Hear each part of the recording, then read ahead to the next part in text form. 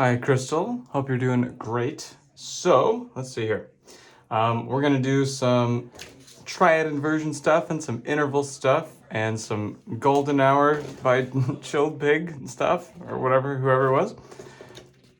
Let's see here. And maybe we'll start with the triads, I think. So if you remember, we used to do some practice with this with using a website, but that website is now down, and it has been for months, and I don't think anyone's maintaining it. So instead what I have here is just a sheet of triads, and I'm just gonna point to one, and what I want you to do is quickly say whether it's root position, first inversion, or second inversion. All right, so we've got our reminders up here. We got root position, looks like this. It's just a bunch of stacked thirds. And if we invert that once, we get to first inversion, which has got the third on the bottom, but then a fourth on the top. And finally, second inversion is kind of the opposite of that. We got the third on the top now and the fourth on the bottom. So root position, all thirds. First inversion, the third is on the bottom. Second inversion, the third's on the top. So you want to just watch where the third is, basically. All right.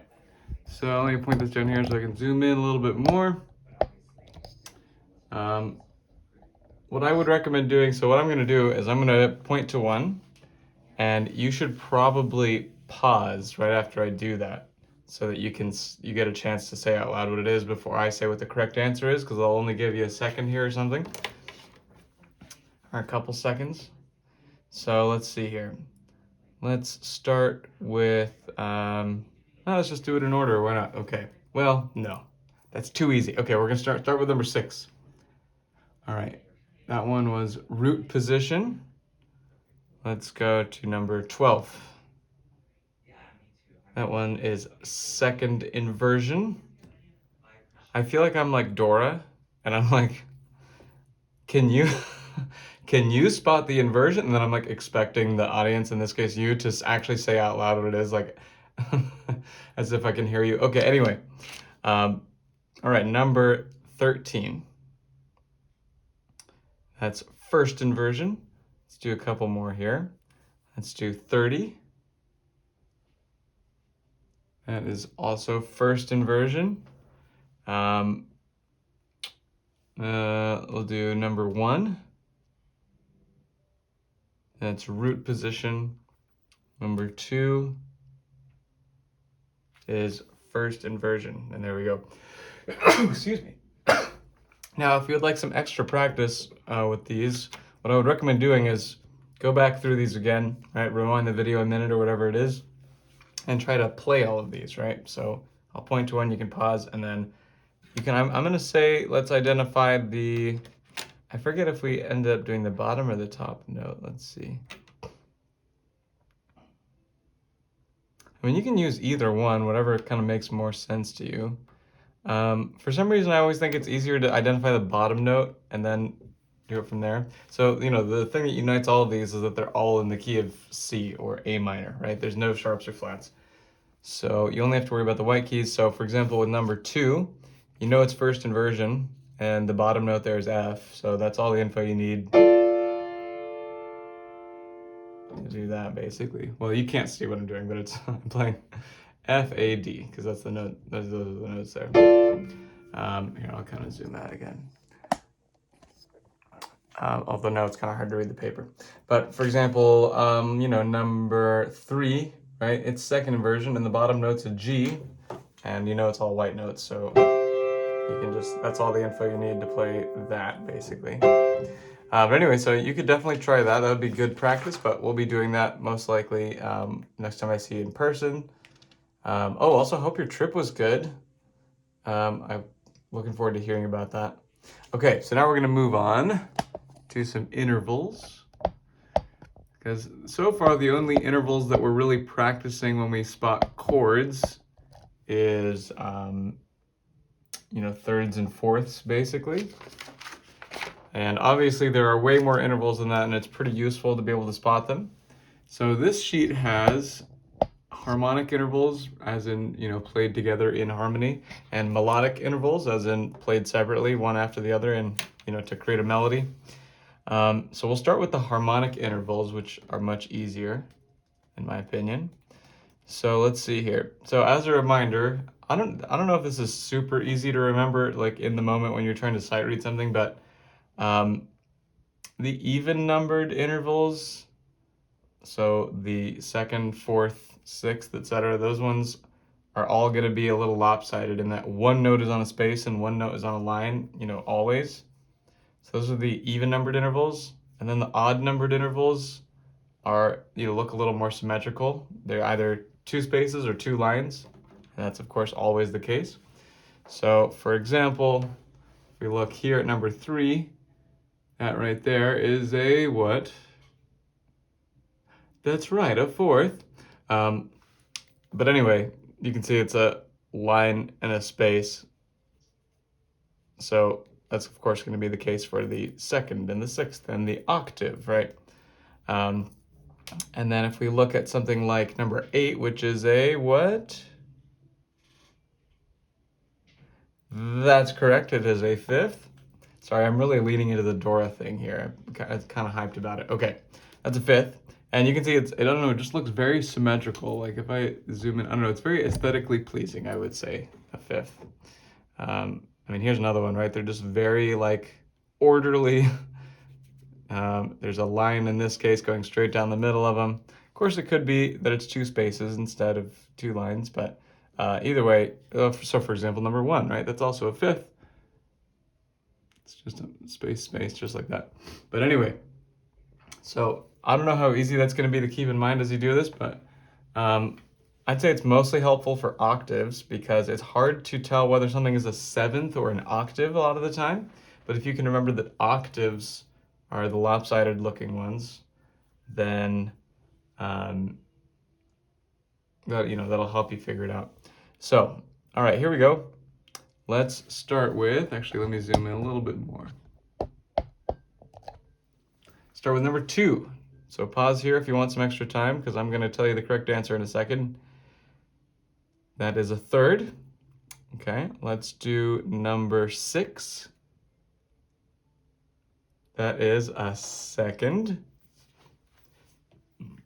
Let's see here. Let's do, okay, this is going to be a little bit trickier. Let's do number 10. So I'll give you a little more time here. Number 10. Okay, that one is a sixth. That one's a little bit harder to spot. As they start to get farther apart, you notice that, of course, they get harder and harder. It's harder and harder to tell what they are. But I can tell this is a sixth because, well, it's definitely not an octave. It's not big enough to be an octave. But it still does have that lopsided octave look to it. It's got a line and a space. So it's got to be a sixth. I would definitely be able to tell if it was a fourth. And I would definitely know if it was big enough to be an octave. And since it's neither of those, but it's still an even numbered interval, it just has to be the sixth, basically. So that's sort of what my brain is doing a little bit here. I'm just going, well, that's clearly not big enough to be an octave, and it's clearly not small enough to be a fourth, but it is still line space, so it's got to be a sixth.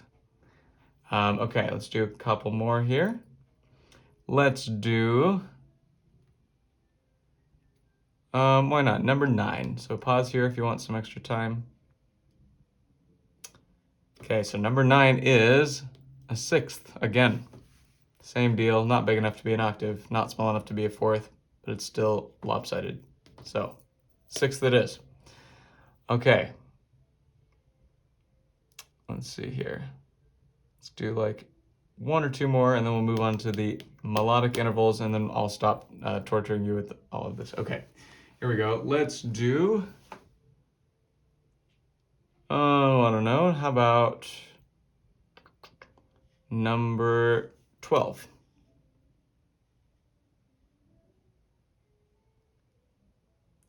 Okay, so this one is a seventh, and it's kind of a similar thing. This is starting to look like octave territory, but I know it's not an octave because it's too aesthetically pleasing. It's on 2 lines instead of a lopsided line in space.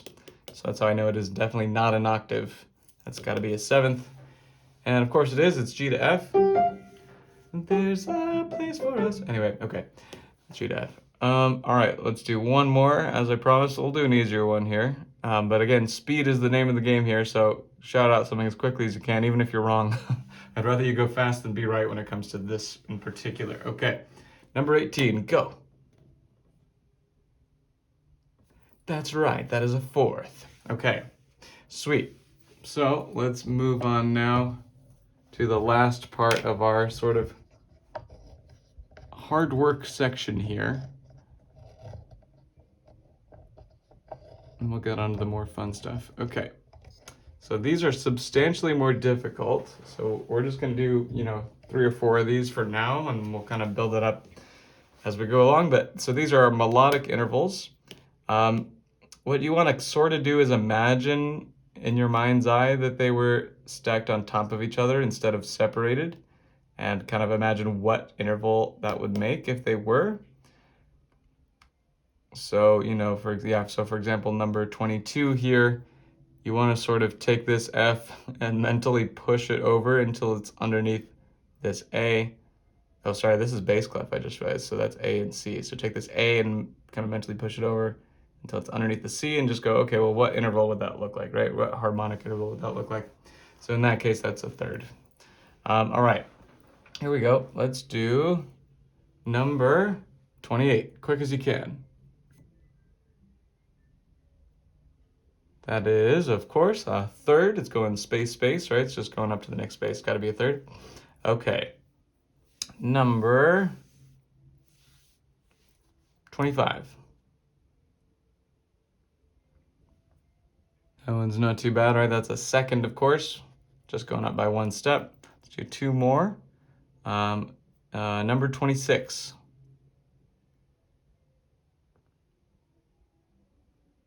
This one's not super easy, but that is a sixth. Same idea, it's too small to be an octave, too big to be a fourth, but it's still even numbered because it's lopsided. So it's gotta be a sixth, and of course it is. It's B up to G, as in, it's a minor sixth in this case. All right, and one more, here we go. Let's do number 27.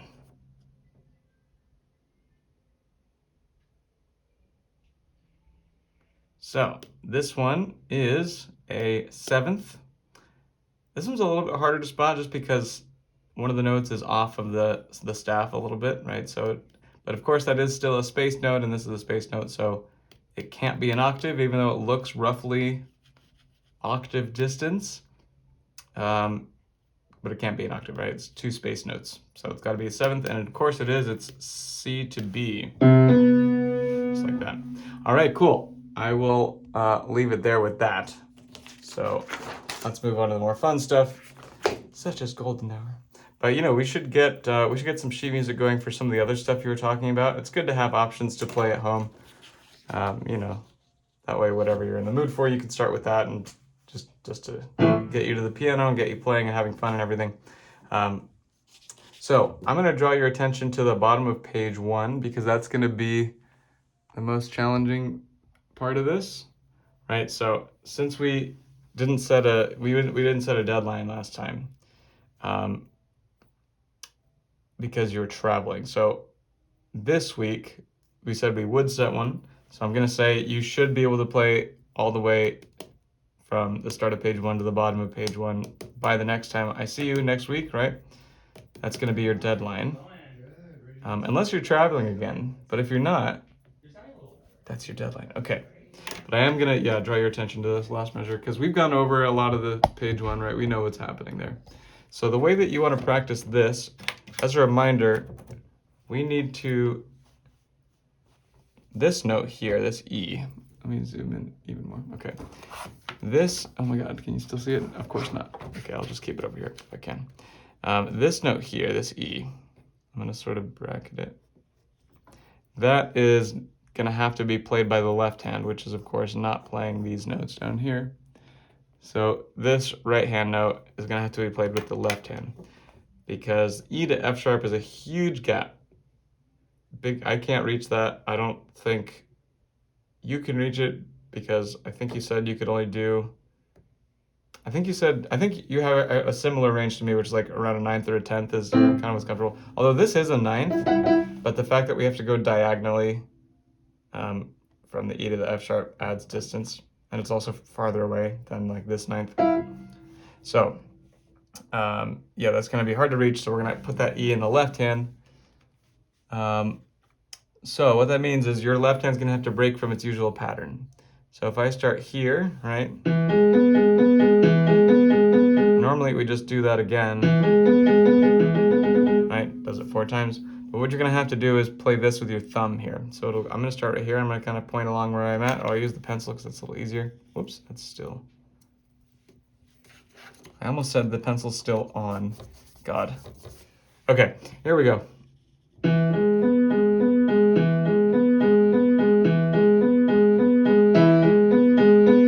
All right, so I'm just briefly... Oh my God, you can't see my hands. What I did was this. Here, I'll do it again.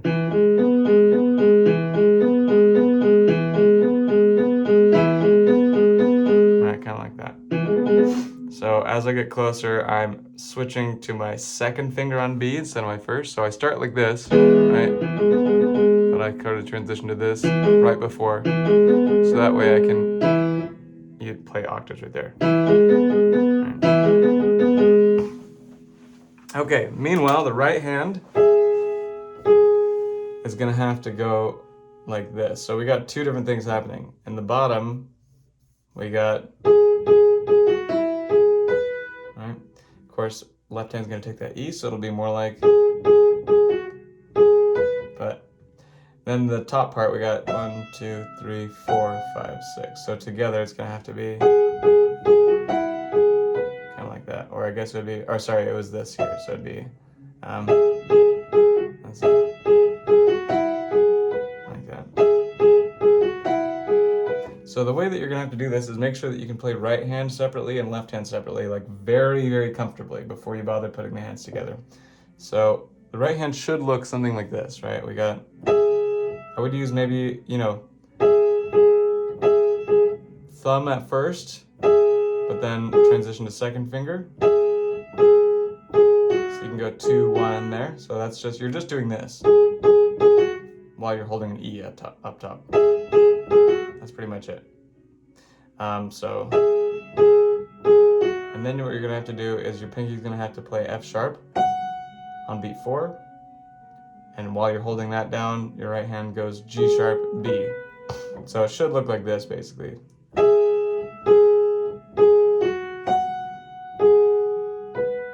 Like that.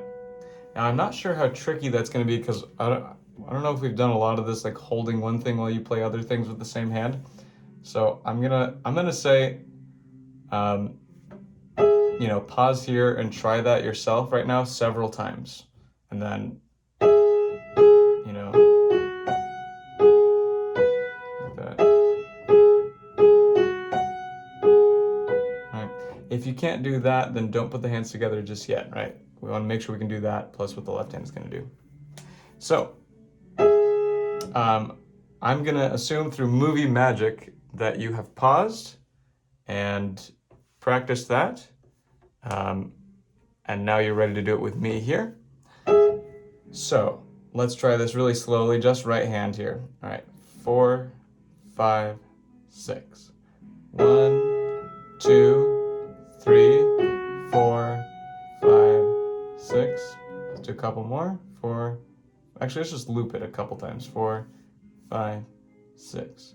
1, 2, 3, 4, 5, 6. 1, 2, 3, 4, 5, 6. 1, 2, 3, 4, 5, 6. Just like that. Oh, one thing I was ignoring here is we do have a crescendo. So I guess you should start quietly, right? The last thing we saw was a mezzo piano here. So you want to start mezzo piano, and they want you to crescendo to mezzo forte, it looks like. So, you know, kind of a modest crescendo there. And I always find it's better to put the dynamics in right away, because it sounds like it's a lot to remember, but the reality is that it'll make this more memorable, right? If you play this quietly and then kind of gradually crescendo. That'll make it easier and faster to learn, not slower.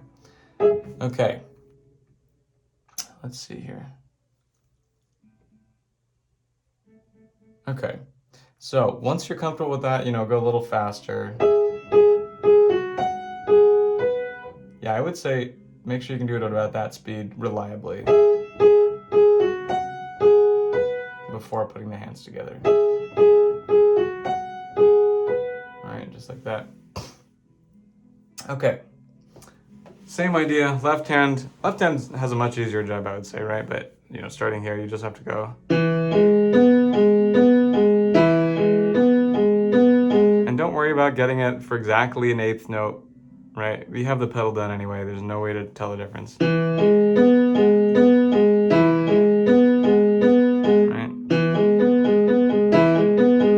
So again, make sure you can do that comfortably. I would say pause here and try that.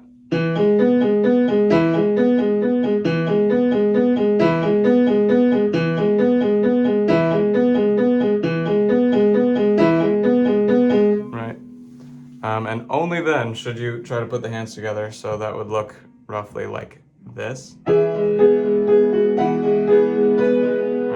At full speed, I guess it would be right like that. Except the right hand should be a little bit louder, actually. And I forgot the crescendo as well, because I'm dumb. Okay, here we go. Right, just like that. Okay. So again, pause here. Try hands together. Very slow. I mean, like super slowly. So slowly, it's nearly impossible to make a mistake. So that might mean even as slow as this if you want, right? Like.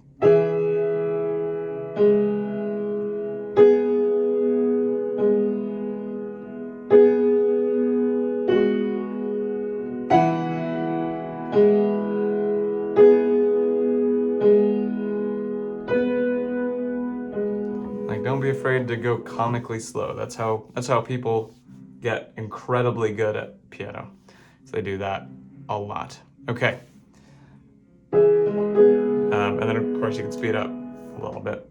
Actually, let's try that together here. If it ends up being, if what I do here seems a little tricky to pull off right now, then yeah, come back to this once you've practiced that a little bit with the hands together, and then see if you can play it along with me. So we're gonna go about that speed here. Let's try it together. All right. 4, 5, 6. Oh, that's actually way faster, I just realized, because those are eighth notes, so we'll go about that speed. So 4, 5, 6.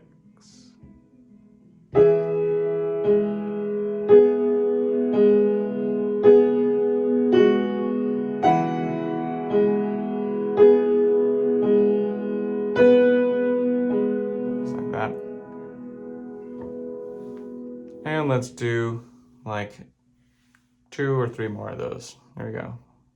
I'm just gonna say 5, 6 because it takes forever. 5, 6.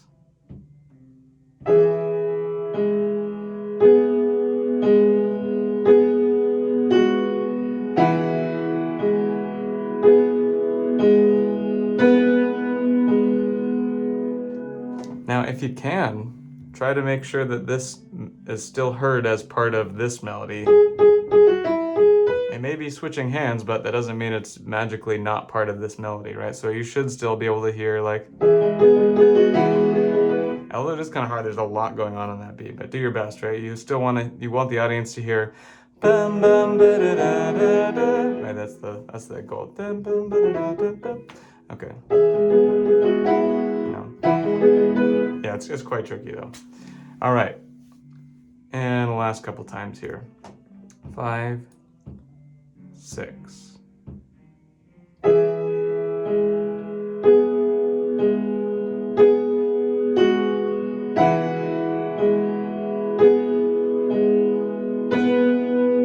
Nice. And in this last try, or this last run through, yeah, I want you to be thinking about that melody. Bum, bum, ba, da, da, ba, ba. I want you to really like listen for it and hear specifically that melody, even as it switches between the hands. Here we go. 5, 6.